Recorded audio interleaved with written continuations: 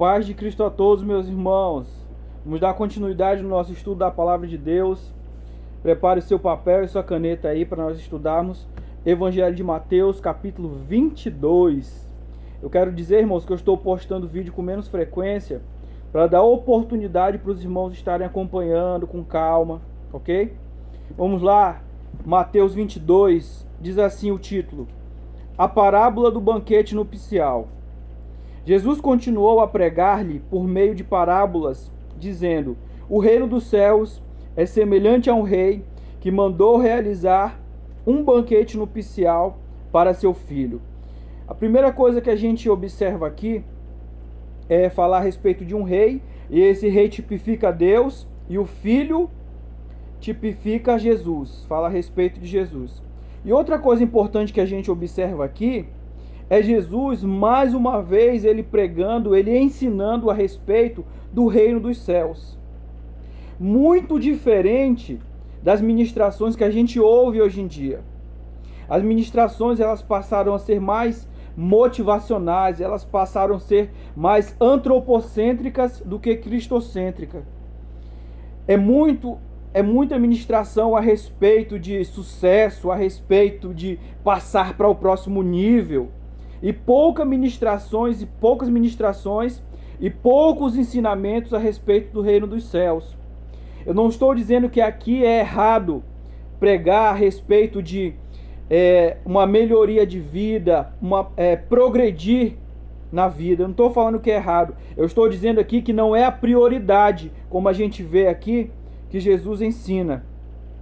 Na continuação, no verso 3, diz assim: E por isso enviou seus servos a conclamar os convidados para as bodas do filho, mas estes rejeitaram o chamamento.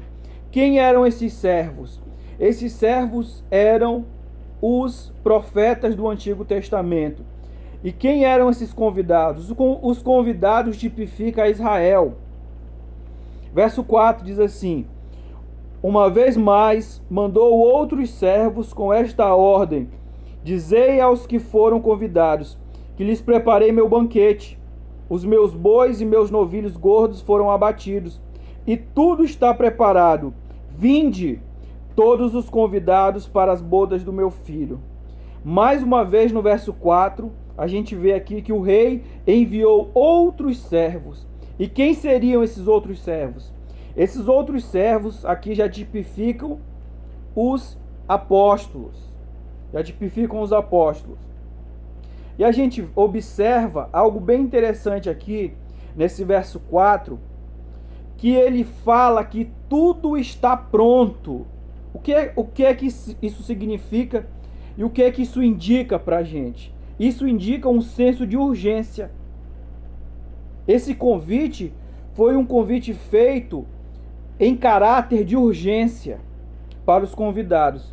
E vamos ver qual foi a reação dos convidados. No verso 5 diz assim: Mas os convidados nem deram atenção ao chamado dos servos. Se afastaram, um para seu campo, outro para os seus negócios. Olha aqui.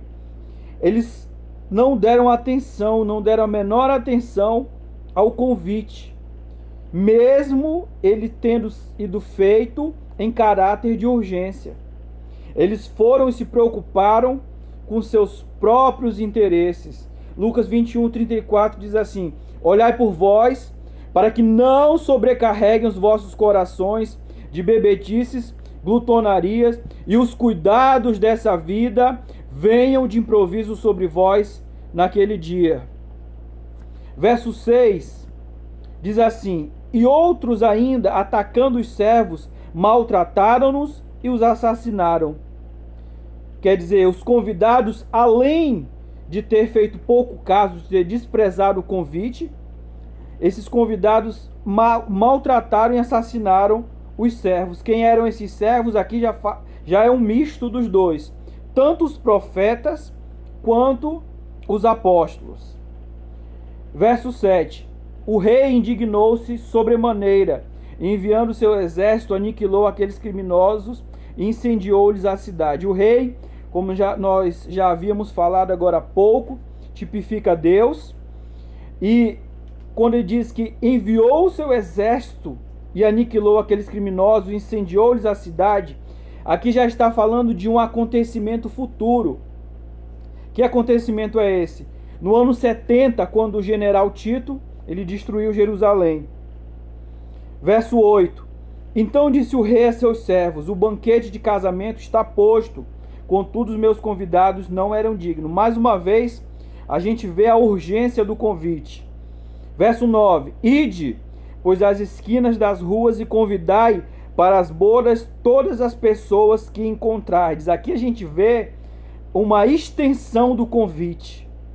Os convidados, a prioridade, né, os convidados que prioritariamente foram chamados, eles não aceitaram, fizeram pouco caso, e aqui a gente vê já o Senhor, o rei, estendendo o convite.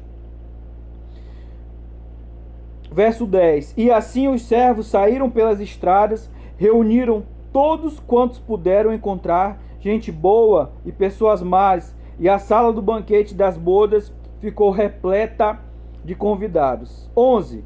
Entretanto, quando o rei entrou para saudar os convidados que estavam à mesa, percebeu que um homem não trajava as vestes nupciais. Verso 12. Indagou-lhe: amigo, como adentraste este recinto sem as suas vestes próprias para as bodas? Mas o homem não teve resposta. 13. Então ordenou o rei a seus servos: amarrai-lhes os pés e as mãos, e lançai-o para fora, às trevas. Ali haverá grande lamento e ranger de dentes. Portanto, muitos são chamados, mas poucos escolhidos. Então aqui a gente vê o convite que o Senhor ele faz a todos nós, a todas as pessoas do mundo. No entanto, poucas pessoas atendem. E aqui o rei ele entra na festa, vê os convidados à mesa e ele vê um homem que não estava vestido adequadamente para a festa. O que a gente aprende aqui? Quando fala a respeito de vestes na Bíblia, está se referindo à condição do homem diante de Deus. Marcos, Evangelho de Marcos, capítulo 2, verso 22, diz assim, que ninguém coloca remendo novo em roupa velha, e ninguém coloca vinho novo em odre velho. Essa passagem também tem referência à condição do homem diante de Deus, que muitas vezes as pessoas elas querem que o evangelho se adeque a elas não querem se adequar ao evangelho, aos princípios da palavra de Deus.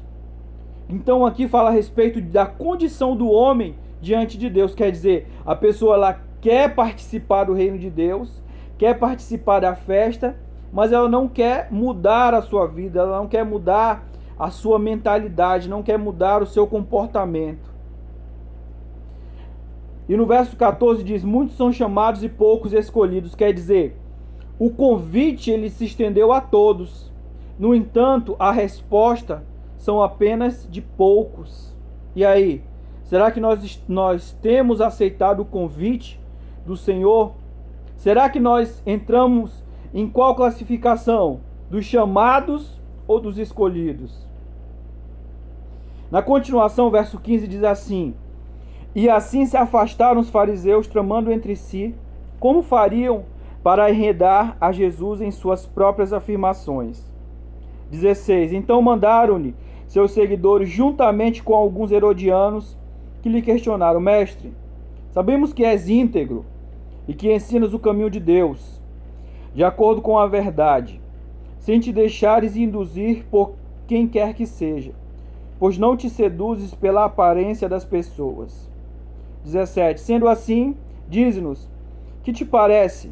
É correto pagar impostos a César ou não? Então aqui a gente vê, mais uma vez, os fariseus, eles querendo fazer com que Jesus falasse algum tipo de palavra errada, porque o objetivo deles, a princípio, era parar Jesus, era prender Jesus. Então a gente vê aqui, eles vieram, com elogios, adulando Jesus, para que Jesus assim pudesse cair na lábia deles. No entanto, a gente vê aqui na continuação a resposta do Senhor.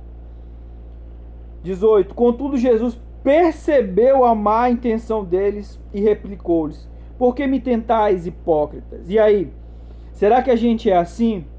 Será que a gente percebe, a gente tem essa visão espiritual de quando as pessoas se aproximam da gente, muitas vezes com elogio, muitas vezes adulando a gente tem a visão de perceber a intenção dessa pessoa, porque a Bíblia diz lá em Hebreus que a palavra de Deus é apta para discernir pensamentos e intenções do coração.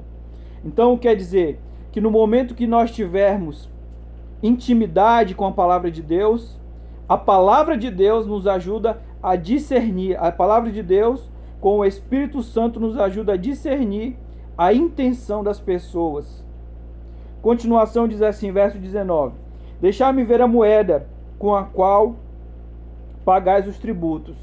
E eles lhe mostraram um denário.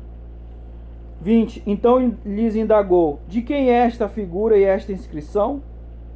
Responderam-lhe: de César. Então lhes afirmou: portanto, dai a César o que é de César e a Deus o que é de Deus. Ao ouvirem tal resposta, ficaram perplexos e, afastando-se dele, se retiraram. Então a intenção aqui nada mais era de ver se Jesus ia se opor ao governo, ia se opor ao governo, ao domínio de Roma. Porque se Jesus falasse que era lícito pagar imposto, você vê aqui que Jesus ele não fala que é lícito, ele não se opõe, dizendo que é errado. Mas se ele se opôsse, fizesse oposição falando que era errado, ele ia negar que ele era o Messias. Ele ia negar que ele teria vindo com o propósito de libertar o povo. Eles poderiam entender isso. Verso 23 diz assim: naquele mesmo dia, os saduceus que pregam a inexistência da ressurreição aproximaram-se de Jesus com uma questão. 24. Mestre, Moisés ensinou que se um homem morrer sem deixar filhos, seu irmão deverá casar-se com a viúva e dar-lhe descendência. 25. Entre nós havia 7 irmãos. O primeiro casou-se e morreu. Como não teve filhos, deixou a mulher para o seu irmão. 26. Da mesma maneira ocorreu com o segundo, com o terceiro, até chegar ao 7º. 27. Finalmente, após a morte de todos, a mulher também faleceu. 28. Sendo assim, na ressurreição, de qual dos 7 ela será esposa, considerando que todos foram casados com ela? Então aqui a gente vê a preocupação, a mente dos saduceus, a mentalidade deles a respeito da ressurreição. Aí olha o que Jesus vai dizer. 29. Então Jesus lhe esclareceu: vós estáis equivocados, por não conhecerdes as Escrituras nem o poder de Deus. O que a gente aprende aqui? Que muitas vezes a gente está equivocado na nossa forma de pensar a respeito de muitas coisas. Eu queria que você, nesse momento, se perguntasse, tivesse um diálogo com você mesmo e se perguntasse: a minha mente está errada a respeito de quê? No que a minha forma de pensar está errada? A respeito de qual assunto? Se pergunte, se questione. Porque o Senhor, é Jesus que está dizendo aqui, que muitas vezes nós estamos equivocados na nossa maneira de pensar. Aqui o assunto que estava em pauta era a respeito da ressurreição. Mas eu estou aqui estendendo essa afirmação de Jesus, porque pelaquilo que ele vai dizer aqui, afirmando: estão equivocados porque não conheces as escrituras nem o poder de Deus. Então nós muitas vezes erramos porque nós não conhecemos as Escrituras e muito menos o poder de Deus. Então é necessário que a gente se questione. É necessário que nós nos façamos essa pergunta: no que é que eu estou errando? A minha forma de pensar está correta a respeito de casamento, a respeito de finanças, a respeito de oração, a respeito de comunhão? A minha forma de pensar, ela está correta a respeito disso? A gente precisa se questionar. Na continuação, no verso 30, diz assim: na ressurreição, as pessoas não se casam, nem são dadas em matrimônio. São, todavia, como os anjos do céu. 31. E com relação à ressurreição dos mortos, não tendes lido o que Deus vos declarou? 32. Eu sou o Deus de Abraão, o Deus de Isaque, o Deus de Jacó. Por isso ele não é Deus de mortos, mas sim dos que vivem. Ao ouvir tudo isso, as multidões ficaram estupefatas com o ensino de Jesus. Então aqui a gente vê que a prioridade do Senhor são os vivos, somos nós. A preocupação e a prioridade do Senhor é que a gente aprenda a respeito do reino de Deus, a gente se arrependa dos nossos pecados, dos nossos erros, e a gente se converta. O que significa converter? Uma mudança de direção. E essa mudança de direção, ela segue em direção a Cristo, em direção à sua palavra.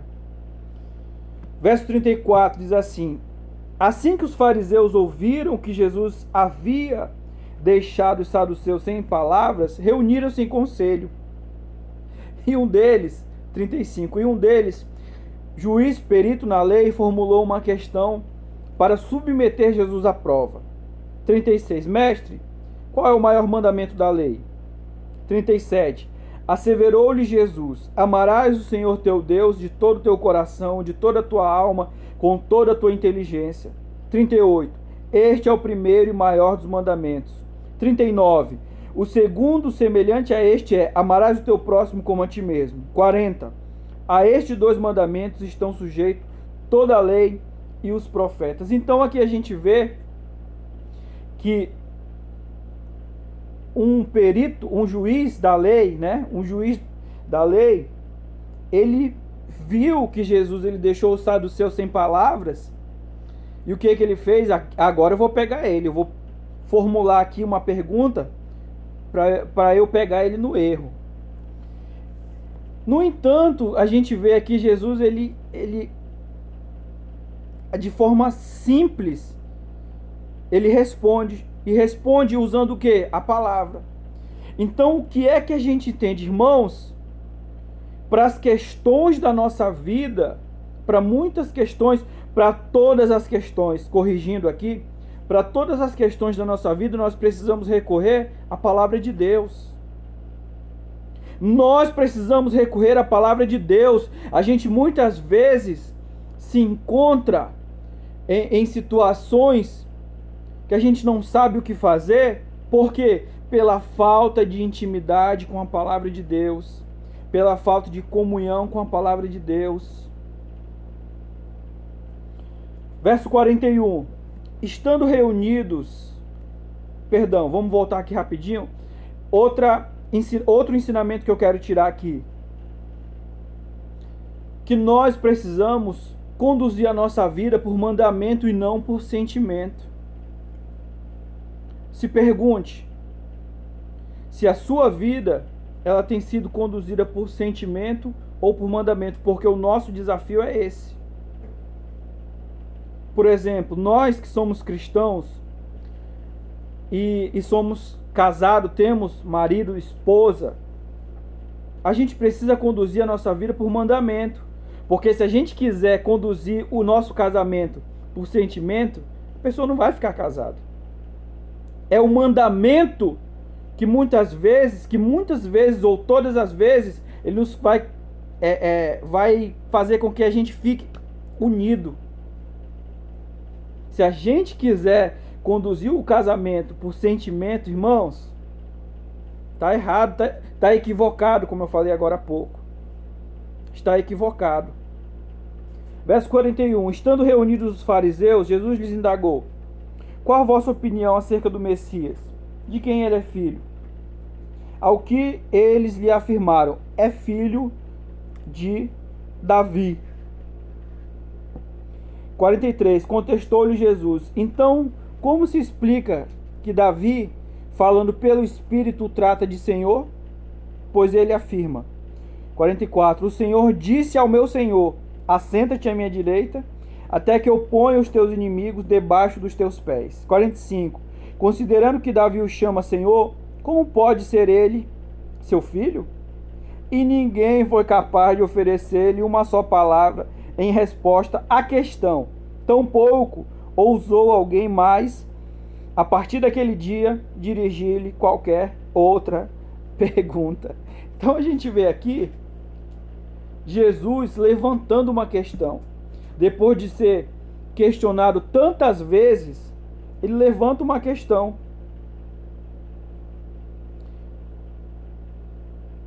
Ele levanta uma questão perguntando aos fariseus. Já que vocês me perguntam tanto, eu vou perguntar agora a vocês. E aí? Qual a sua opinião a respeito do Messias? De quem ele é filho? E eles não souberam, muito embora a gente vai abrir um parênteses aqui no estudo. Esses homens eram homens extremamente eruditos. Eram homens que tinham muito conhecimento. Jesus ele não está perguntando para qualquer um. Ele está perguntando para pessoas que dominavam, que tinham conhecimento, que tinham destreza na lei. No entanto, a gente vê aqui que eles só tinham conhecimento. Eles não tinham visão espiritual. Eles não conheciam o poder de Deus. Aqui, a gente extrai, irmãos, a importância de a gente ter uma mente espiritual. A gente não pode ser apenas apegado ao conhecimento.